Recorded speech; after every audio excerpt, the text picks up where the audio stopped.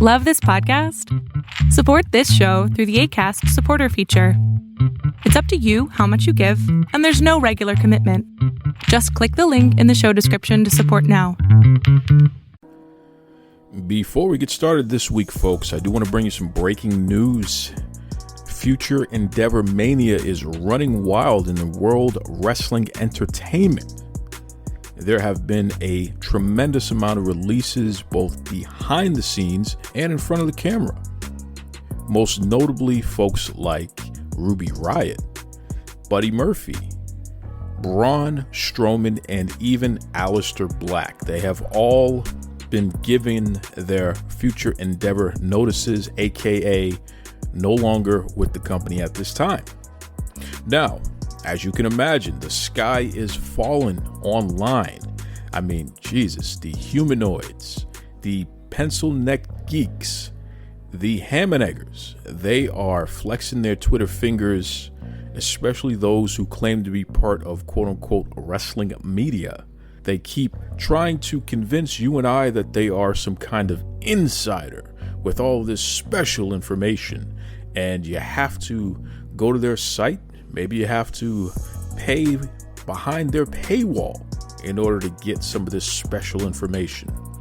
But as we've learned this week by none other than Aleister Black, who comes from a long list of people pointing out this fact, these folks are not insiders. They are just people who get information, bits and pieces of it, and then they spin a tall tale. I believe Aleister Black said 95% of what they say is not true, which leaves only 5% of it to be true. No different from what Eric Bischoff, no different from Bruce Pritchard, no different from Vince Russo, etc., etc. They all have the same things to say about the Dirt Sheet Gang. Main idea being this: they make up stuff. They are trying to swindle you. They are trying to convince you that they are some kind of all-knowing, all-understanding entity that you must pay attention to. In reality, it's a joke. It's a bunch of malarkey. It's a bunch of balderdash. And at some point, we have to stand up and we have to say enough is enough.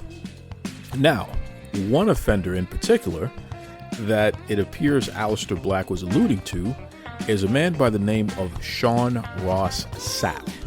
Okay, he's over there at Fightful.com, a website that I have personally enjoyed reading through the years, although over the past, I'd say about 18 months, not so much. For some reason, Mr. Sapp has given up his ability to be someone who takes media seriously, in my opinion, and instead has gone the route of tabloid clickbait. Mr. Pay through my paywall, and then I will give you information that is either inaccurate or is partially accurate. So, very interesting person here, and Aleister Black called him out, and we know that he did because Mr. Sapp had a very mild response to being called out.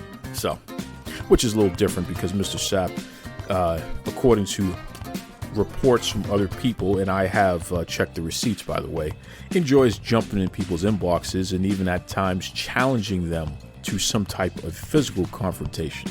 Imagine that. So we will continue to pray for Mr. Sapp and his ilk. Pray that they get their acts together. We pray that they somehow, some way find the gumption to realize that there are real people with real lives, not Twitter finger gangsters. And because these are real people, real lives, you should do everybody a service by actually reporting on the facts and stop trying to make yourself the news. Stop trying to make yourself some kind of all, end all, be all authority on what's going on in these real people's lives. Now, mind you, I'm not talking about analysis. By all means, we all have eyes, we all have brains, we all have perspective. Analysis is above board, but when you try to report on something as being a fact or being true, when in reality it is not, well, you expose yourself for what you really are. Once again, Future Endeavor Mania running wild. The humanoids, the Twitter finger flexors, the thugging and bugging gangsters on the social media streets. They're running wild as well, folks. Now, let me just say this. No one ever wants to see people lose their job. Of course not. But the folks who have been future endeavored, especially the ones in front of the camera that we know of, are pretty talented. And I expect them to land on their feet and possibly thrive better than they ever have before. Because now they are truly recognizable superstars, which means that their value in any company going forward is tremendous. Okay? These are seeds that will grow once they are planted elsewhere. So, good luck to you all. I look forward to seeing what happens next, and congratulations to the entire wrestling industry, because in one fell swoop, you just became that much more strong, that much more interesting. Everybody will eat off of the McMahon plate because he created stars who are now available to come to your company and make you more relevant. Congratulations. And don't worry, folks, there will certainly be plenty to say to the McMahons and the WWE who continue to find ways to put the almighty dollar ahead of any person's, okay? Which is very interesting, but I guess that's what a publicly traded company is supposed to do. You're just a number, okay? And the rest of us, you're only a customer, okay? That's just the way it is, baby. Nonetheless, we will continue to keep an eye on this developing situation. Hopefully, the bleeding has stopped. Hopefully, the industry has absorbed enough fresh talent to build itself off of.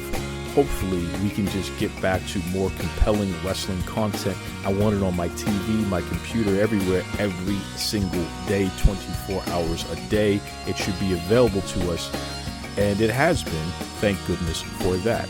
So, without further ado, we'll get on to this week's episode, where I have a very fantastic conversation with somebody that the Dirt Sheet Gang, the Humanoids, the Pencil Neck Geeks, those that I pray for, just have a very strong issue with. So, I hope you feel this to the marrow of your bones. Enjoy the verbal intercourse you're about to receive right now.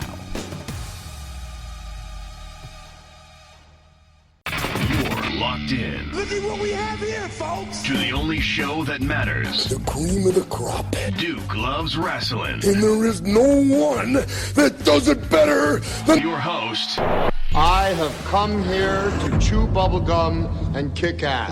the Duke. And I'm all out of bubblegum.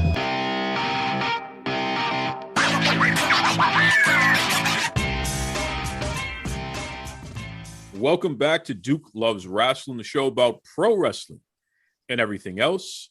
And let me tell you something, folks. I am going to kick off this week's episode. You know, we're in year 5 of the Duke Loves Rasslin podcast. And I'm at that point now where it's like, you know what? I don't mind people sharing their opinions, especially if there are opinions that differ from mine, and I don't mind people expressing themselves. But at the same time, I don't give a what. You know what I'm saying? It's like, look, we got to let it all hang out, baby. And we have to focus on what's most important out there. And that does not include allowing people who don't have control over their own lives to dictate what content gets put out, especially on this show. So I'm kicking off this episode with one of our favorite guests. And, you know, he's one of our favorite guests because every time I have this guy on the show, I get canceled. Okay. With, you know, the Dirt Sheet Gang, the Humanoid Mafia, the Nose Candy Bandits. Every time I have this guy on the show, they come out in droves to let me know, Duke, how could you have him on your show? I'll never listen again. Most of them never listened first. I'll never listen again. This is not right. And it's very interesting because it's clear that they're afraid of this guy because he breaks news before they ever could. And there's really nothing they can do about it. And it frustrates them. So I got to have them back on the show just to keep poking at them because, hey, I enjoy a good time. Without further ado, welcome back to the Duke Loves Rasslin podcast. Legitimately a guy, every time he's on the show, it's a top 10 episode of the year. I wonder why. Mr. Brad Shepard. What's up there, Shepard? Wow. Well, I certainly cannot beat that introduction. Thank you. As always, it's a pleasure to join you for Duke Loves Rasslin. I'm getting back into that wrestling space now. I took over a year off and, obviously I do my politics thing and still am, but now I'm getting back into the swing of wrestling and that's making a lot of people nervous. Well, it definitely is making a lot of people nervous. And come on, Shepard, you're talking amongst, a safe space here because, we're all about feelings here on Duke Loves Rasslin. This is a safe space. You say you took a year off, but let's be honest. Whenever I need breaking news, I reach out to you. And more often than not, you have some very strong for me. And by the way, folks, I verified Shepard has legitimate sources. This isn't a joke. Okay. This is the real deal here, which is why he's able to point out things weeks, months in advance. And then your favorite dirt sheet crew there, they try to pass it off and act as if they're the ones who broke the story. So come on, Shepard, you kept going this entire time. It's just that you haven't put it out on a platform in the way that you used to do it. Okay. Yeah, that's probably a more accurate representation. You're right.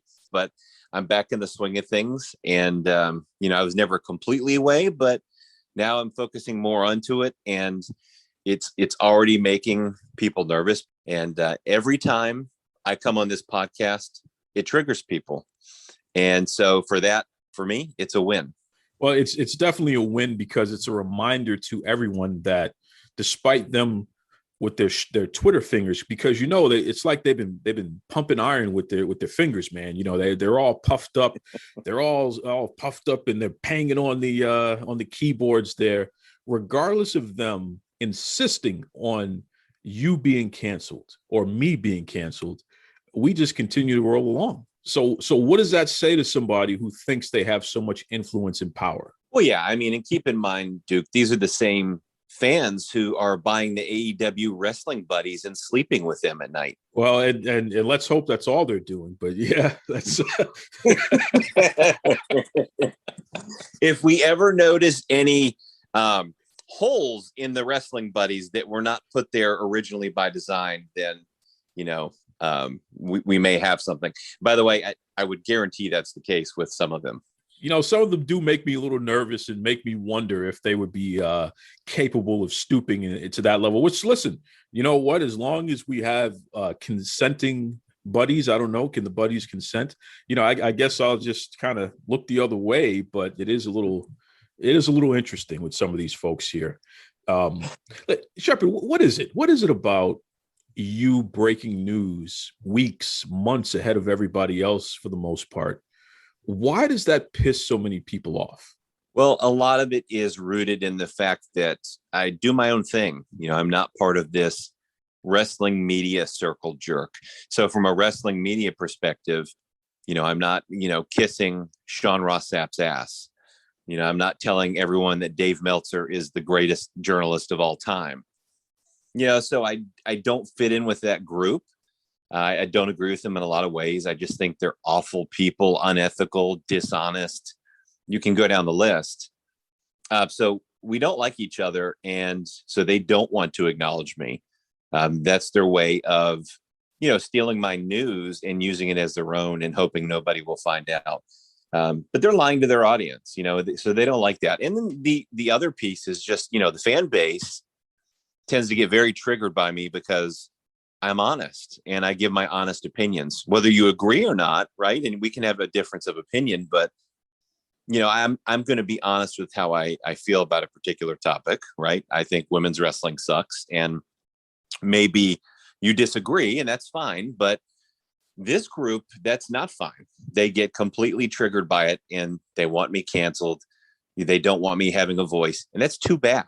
That's too damn bad because You can't cancel me, and I'm going to continue to have a voice as long as I want to. You know, it's funny that you say that, Shepard, because one thing about you and I, you know, and we've been interacting for a few years now, there's a lot that we don't agree on. There's no two ways about that, right? Yes, and we're very open and honest with each other about what we don't agree on. Like the whole women's wrestling thing, you know, I'm a big proponent of women's wrestling. Yes. And I understand where you're coming from, which is the interesting part, because I've taken the time to actually have a conversation with you about, well, what do you mean when you say you think women's wrestling sucks? And you have some valid points. And I think that a lot of that centers around the piss poor job that the companies do in terms of the way that they feature the women. But at the same time, I do feel that, you know, that we have some of the greatest, most talented women in the history of pro wrestling out there today. So we're able to have that discussion and peel back the layers. And whether we walk away agreeing on points or disagreeing on points, at the end of the day, I can honestly say, Brad Shepard, you and I have never had a crossword with each other, right? Yeah. Not even one time. Not even one time. And I find that interesting because a lot of these folks who want to control and they want to gatekeep and they want to act as if they're so woke and they're so accepting, they constantly try to marginalize and limit and control people who don't agree with them openly and kiss their ass about things. And it's really just disgusting to see. It really is. People should be honest because, you know, Duke, what I see on social media, in Twitter in particular, is just going back to the women's wrestling example, a lot of guys who maybe are sexually inexperienced, they're physically attracted to the female wrestlers. And so there's this pandering or, you know, kissing their ass or telling them how great they are when, you know, really what I'm seeing versus what they're doing is two different realities. So I think just a lot of it is disingenuous from this woke social media wrestling crowd, so that everyone thinks, you know, I'm the good, nice guy because I'm for women's wrestling and I like women's wrestling and it's so wonderful and it's the best. And oh, Natty, you're the greatest. And oh, Sasha, you know, it's like, it's so disingenuous. So I think in some cases they're not even being honest, right? There's just other motives for doing that. And we know what those other motives are because a lot of these women end up exposing a lot of the folks that you're describing there, you know? So hold on a second, humanoids, because I know some of you hate listen to this show, especially when Brad Shepard is on. Brad is talking about a specific type of fan. And he's identifying that specific type of fan, the disingenuous person who claims to be for women's wrestling, but then they turn around and they really can't justify a lot of the claims that they're making. And then when you really peel back the layers, you see that they're just some kind of weirdo creep who's trying to, you know, they have dreams and designs of one day being with some of these wrestlers, which is just never going to happen. He's talking to you very specifically. If you genuinely are a fan of women's wrestling and you like women's athletes and you want to see the best of the best and you can call that out, whether anybody likes it or dislikes it, real recognizes real. But real also recognizes fake. So just keep that in mind, because I know some of you are going to be taking sound bites and posting, see, he did it again. Brad Shepard did it again. You know how they get, Brad. You know how they get. You know, yeah, I do.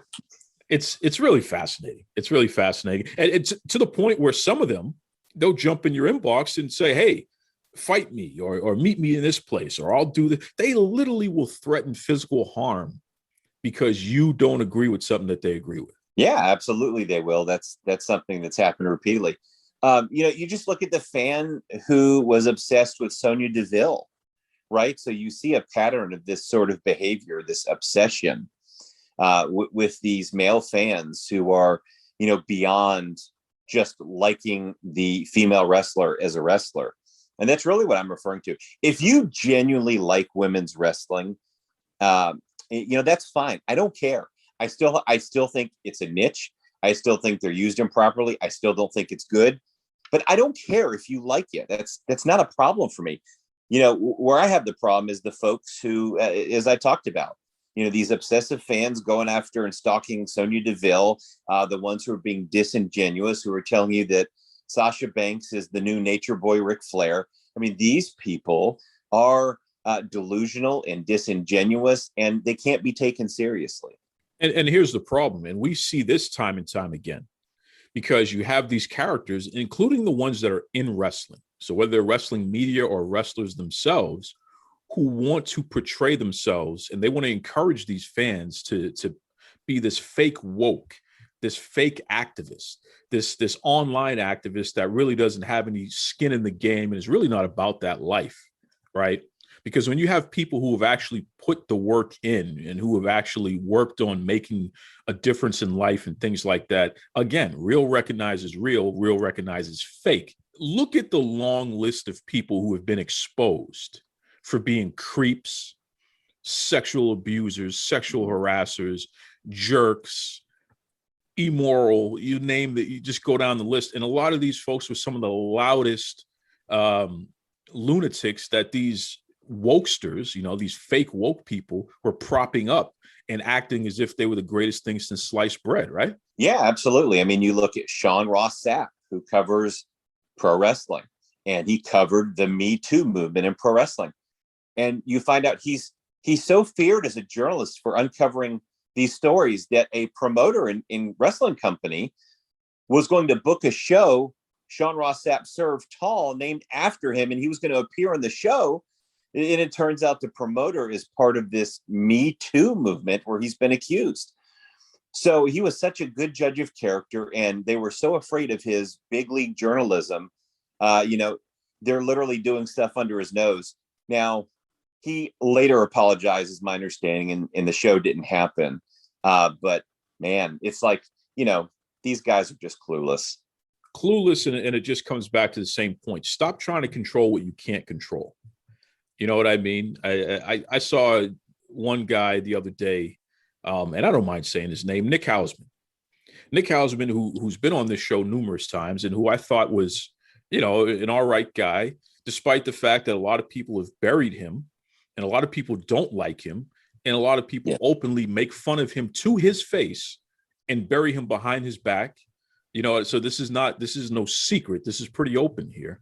I saw him put out a tweet where he said, can everyone agree not to interview Alberto Del Rio, Alberto El Patron, whatever he calls himself today? And I thought that was just one of the more ridiculous things in the world for this reason. Nick Hausman works for the #1 wrestling news site, Wrestling Inc. Yep. How dare you, Mr. works for the #1 site, try to control what everybody else can do? So is this not a business? Are people not trying to compete with each other? Is the news not important enough to cover from all angles? Like, what are you trying to do, Mr. Gatekeeper, where you're trying to control who can interview who, and therefore what content can be put out? So you can keep yourself as a fat cat and on top, right? That's my interpretation of that. No, I think you hit the nail on the head. You're exactly right, Duke. And it goes back again to my point about, how they refuse to cover my exclusive news in wrestling. They're the gatekeepers, and they want to keep certain people out, people they don't agree with, people that could be deemed controversial, people that don't have the same belief system, people who don't have certain political beliefs that they do, right? So I think there's a lot of different reasons, but, these dorks like Hausman have deemed themselves the gatekeepers of professional wrestling. And it's just absurd. I mean, these people are losers. They are outcasts. And for them to act like, this holier than thou, we're so wonderful, we're so moral, we're so much better than you. It's absurd. And, it's not going to change per se either. So you have to work within the system. But it's just, these guys are a detriment in almost every way to professional wrestling. Well, because they're not interested. And in fact, they have a vested interest. And this is my perspective. This is me taking a look at the entire field and the way that they react to certain things and the way that they turn a blind eye to other things. They have a vested interest in ensuring pro wrestling is not legitimately covered. They don't want wrestling media. They want this nonsense where they can control who's accepted and who's not, where they can control what gets covered and how it gets covered. They have a vested interest in keeping things the way that it is, as opposed to, I should be able to, just like with anything else, I should be able to get news from whatever slant that I want to get it from, regardless of the topic, right? If I want pro WWE news, I should know where to go for that. If I want anti WWE news, I should know where to go for that. If I want the AP news of pro wrestling media, I should know where to go for that. These guys want to essentially create an MSNBC version of pro wrestling media, but then they even start eating themselves after a while, right? They start attacking them. Well, you're not left leaning enough in this pro wrestling media landscape for us, so we're gonna chop you down too. It's really the most fascinating thing I've ever seen in my life, because you got to remind them you're covering a industry that is a niche industry in and of itself, and you're not important. You know what I mean? Like you're a contributor to something, but it's like you're really nobody. So why are you trying to control this so much? Why don't you just do what you do and let so and so just do what they do? Like what the hell is this thing where you feel like you have to own and you have to force coverage to be what you want it to be? It's really ridiculous. There's a lot of ego involved, and as you mentioned, they're never woke enough. That bar is always being pushed to the left. They're never woke enough. They always eat their own eventually. We know that. So, but it's very interesting because it is a complete circle jerk, as I mentioned. And one example of that would be the Double or Nothing weekend for AEW. And all of these journalists are tweeting and talking to each other, and they're going out, they're hanging out together. And, really what it is just fanboys with WordPress access who talk to wrestlers or have some level of relationship with some of them, right? That's really all these people are. They're not real journalists. When Sean Ross Sapp says, "Oh, Keith Lee isn't cleared," that's not really a news story. If you were to read a sports story and someone wasn't cleared for a game, you would know why, right? There would be information on why he's not cleared. What is going on? Is he okay? When will he be back? There's no real level of journalism. And I understand there's different levels of cooperation in pro wrestling. But if you had good sources within the company, then you would have that information. And they don't. So it's very weak. And I think that goes back to that insecurity, goes back to the gatekeeping, right? When you're not exceptional at what you do, when you're insecure, when you think people may have better sourcing and more information than you. Well, gatekeeping is one way to keep them out and keep your spot. And I think a lot of that is what this is about. Shepard, if you could name, 2 or 3 news items that you've put out there just in the past year that other people have tried to they've basically erased your name off of your homework and wrote their own name over it, so to speak. What are 2 or 3 top stories that you were the first to break that other people try to take credit for? Yeah, just in the last couple of weeks alone, the SummerSlam location, right? So I broke that information, the stadium, the city.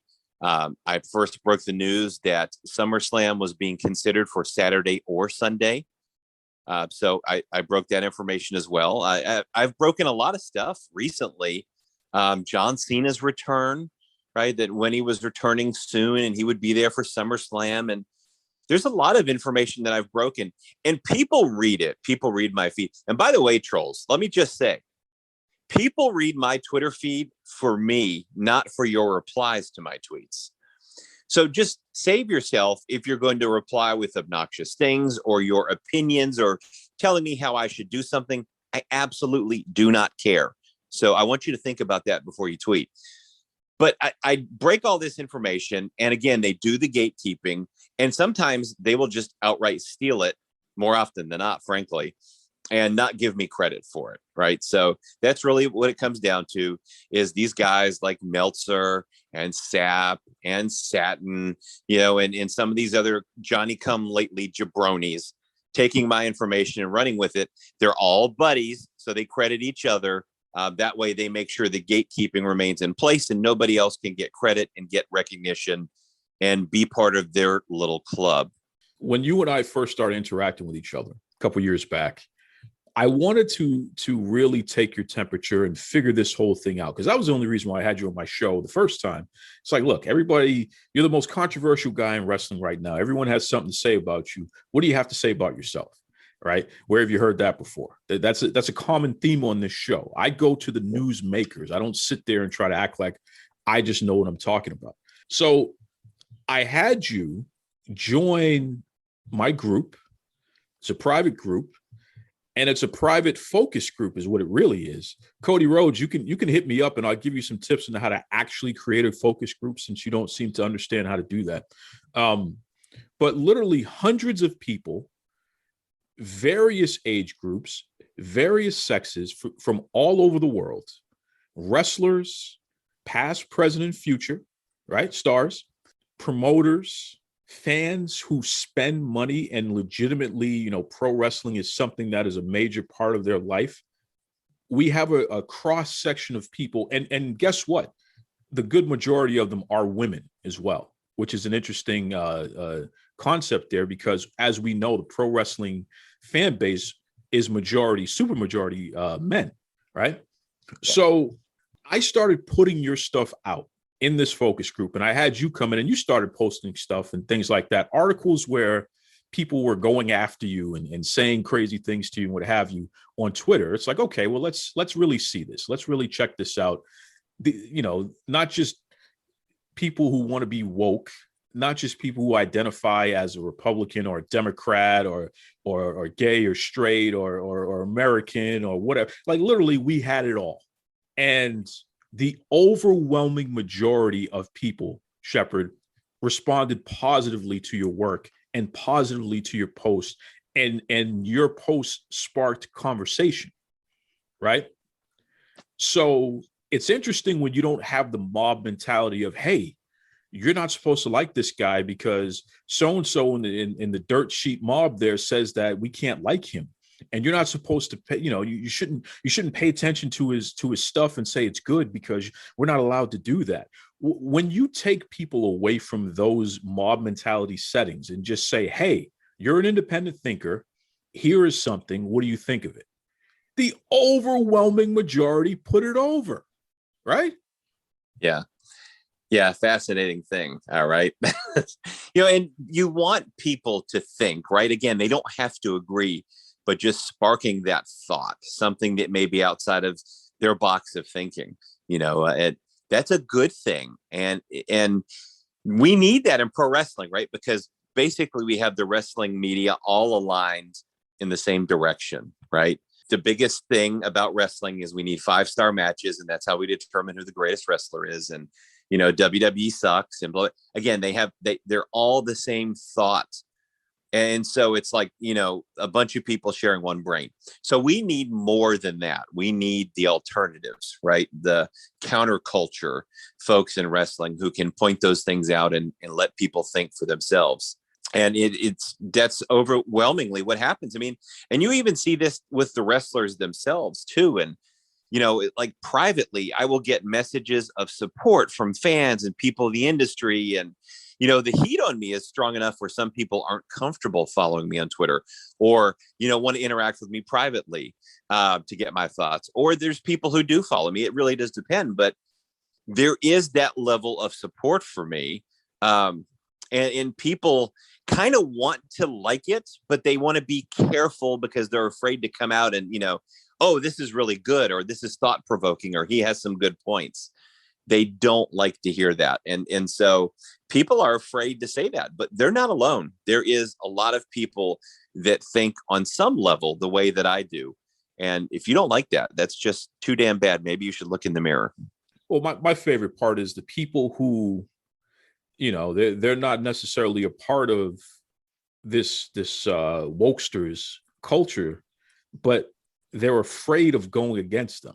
So, I mean, I've seen websites, I've seen people who allegedly had a voice, and as soon as the tide shifts and it looks like, well, Brad is being canceled, suddenly they can't talk to you. Like you said, they can't follow you anymore. And essentially they have to take a step back and disavow, because it seems like everybody is against this guy. And I don't want to make it seem like I'm with this guy. And it's very interesting because it's like when the coast is clear, suddenly they're poking their heads out of the sand and saying, "Hey, Brad, how you doing, man?" Isn't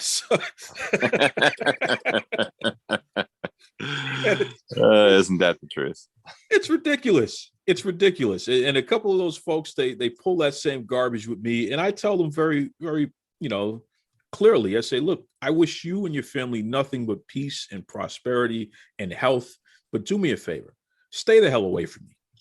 Because if you can't think for yourself enough to determine, it's like the whole talk about ratings, TV ratings. Well, the ratings said that the show is down, and the ratings said, it's like, did you watch it? Yeah, I watched it. Well, what did you think? I thought it was all right. Are you going to watch it again next week? Yeah, I'm going to watch it again next week. Then why the hell are you talking to me about ratings? Why do you need anybody else to tell you whether or not something is good enough or not? Don't you have your own brain? So it's the same concept. Well, everybody's saying I shouldn't follow you. I shouldn't talk to you. Okay. But what are you saying? Do you really think that what this content is so bad? No. Do you agree with some of it at least? Yeah. Then what the hell? What are we talking about then? Just stay away from me. Just don't even come over here. You stay over there. You continue to let people who have no control over anything in their lives. So they build up these fake personas online where they want to control something so they can try to justify their own existence. And some of these people are sick, because half the time you'll see them post about how they don't want to live anymore and things like that. I mean, these are people who got some issues, man. And I hope they get some help. Yeah. And I'm praying for all of them, seriously. Don't hurt yourself and don't hurt anybody else. I really hope so. So it's just interesting when you see some of these folks who allow people like that to control who they follow and who they openly interact with. It's really something else, man. It really is. And it's like, and I even have sometimes wrestlers that will do this as well, not just the fans. And it just reminds me of, that's one of the things I think that's wrong with the business today is, like, I'll give you an example. Mustafa Ali from WWE. He tried to throw something back in my face about the best women's butts in WWE article that I wrote, I don't know, a year or two ago for Pro Sports Extra. And so he said, "Was this you?" And he was trying to dunk on me. And it's like, yeah, like I'm proud of it. That was me. Thank you very much for letting everyone know that I wrote this and sharing it. I mean, so it's like, but in what planet is a pro wrestler responding to me, trying to dunk on me about an article that I wrote, like it has nothing to do with him? I don't know. They get that way too. So it really is a lot of times, I think these, this cultural thing with this woke stuff, it's the wrestlers too. It's just the marks are in the ring, as Vince Russo would say. And so it's fans, but it's also guys like Mustafa Ali. Well, and it's funny that you mentioned that article, Shepard, because that was the main thing that I used to really take a test and see, all right, is this guy really no good, or is there something else going on here? I don't know if you remember, but again, hundreds of people from around the world, we posted your article about the top male butts in wrestling, right? Yeah. Because that's another thing people don't like to talk about, the fact that you actually wrote an article about men's asses as well. And you took a poll and you put out the results and what have you. So we posted that. And how did the focus group respond? They said, okay, I wish he would have done something about women. I don't really care about men's butt. And this was mostly women saying this, mind you. Yeah. Right. And I still got I still have the information. So anyone listening right now, if you want to doubt it, I have no problem. Let me just get permission from everybody, or I can blur out their names. I will show you. It literally, I would say 9 out of every 10 were women, and they were saying, we wish we saw the women's article. And then it's like, well, by the way, he did write a women's version of this article. And then we posted that. And then the discussion grew, and literally comment after comment. Yeah, I agree about so-and-so. How come so-and-so wasn't in there? This one should have been ranked higher. Women were saying this. Yeah. So imagine that, right? Well, it's a cosmetic business, right? It's entertainment. You know, you're not going to see Sylvester Stallone doing Rocky and looking like a 160-pound bum with no muscles and a beer gut. You know, so it's a cosmetic business, and they work really hard on their physiques, right? And so that's just one way to recognize that and create some fun discussion. That's all it was. It was not anything serious at all. But it was also something that people were not doing, right? Nobody was doing something like that. So it was something different. It was something fun. You know, it was not serious. And, you know, it's used as like this, oh, I'm the big bad sexist. And again, you know, nobody talks about the men's butts article. I spoke to women, right? I spoke to people in the LGBTQ community to get input and put that list together. Nobody cared. In fact, nobody read the damn article. When you look at the difference between the two, it was overwhelming. I think it was like 30 times more people read the female butts article than the male butts. Why? Because they're virtue signaling, right? When they say this kind of stuff, it goes back to what we talked about. They're disingenuous. Absolutely. Absolutely. And you know what, Shepard, you're back to openly posting about pro wrestling. So why don't you let everybody know if they want to keep up with what you have going on? Because who knows, you know, you might do some updates to those articles, or you know, do some articles where you're judging other things too. Like maybe we can do who's the wokest of the woke out of the dirt sheet mob there. So why don't you let everybody know the best way they can keep up with you?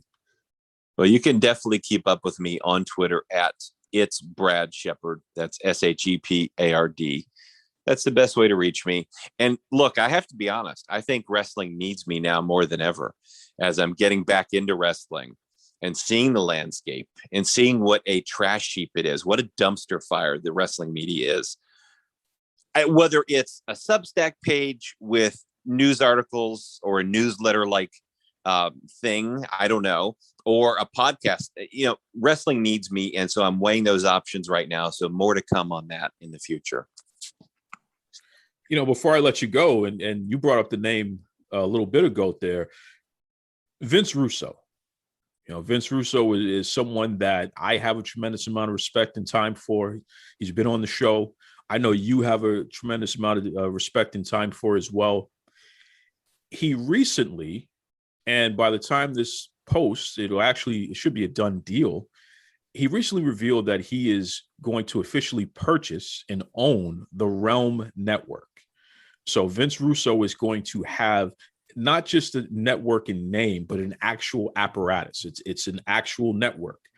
And within that network, there's going to be a whole host of additional podcasts, wrestlers from the past, the present, what have you.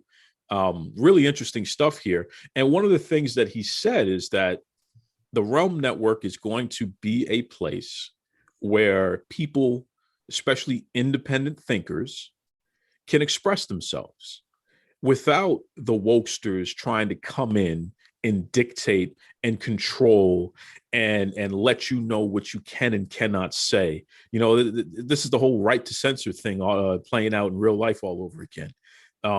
So Russo is really going to ramp it up with this whole Realm Network and really make it a strong thing there. What's your thought on that, on somebody creating a safe space for independent thinkers? I love it. We're in the midst of cancel culture. And again, as I've talked about, the gatekeepers trying to cancel these folks. You know, they've tried to get me fired. So I love this idea. I'm actually a big fan of Vince Russo. And the only money I spend on wrestling outside of the WWE network, of course, on Peacock, is the brand. I subscribe to Vince Russo's The Brand and his Patreon. I think, you know, Ben Hameen, Stevie Richards, Vince, I think Billy Batty does a great job with his wrestling news. So I think there's a lot of really good stuff that Vince has already come up with. And I think this idea of having a platform for independent voices, it's excellent. Very glad to see it. And, Vince understands more than anyone what it's like to be canceled in the industry and attacked by these, internet goofs, these wrestling media marks. So, I'm a big fan of the idea. Hey, this is the Duke of Dorchester, the one, the only, the man of the hour. Yeah, can you handle that, baby? I want to tell you this. You've been listening to Duke Loves Rasslin.